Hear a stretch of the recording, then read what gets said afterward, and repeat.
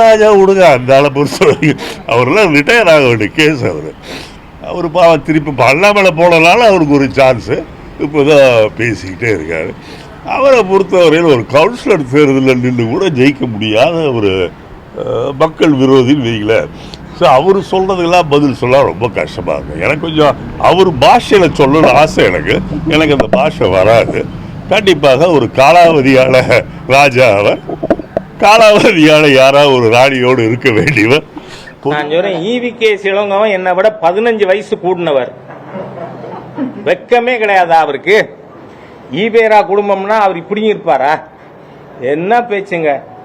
Is minimum. Yes, I am running 67. What is age of EVK சிலங்கவன்? பையன் இறந்ததுனால அந்த இடத்துல வந்து காலாவதியானவர் திருப்பியும் வந்து எம்எல்ஏ ஆகியிருக்கார். இவர் என்னையெல்லாம் பேசலாமா? கொஞ்சம் அவங்க மாதிரி இருக்கிறவங்க வாயை மூடிக்கிட்டு இருக்கிறது நல்லது. இல்லைன்னா they will be தரோலி exposed. Okay, thank you.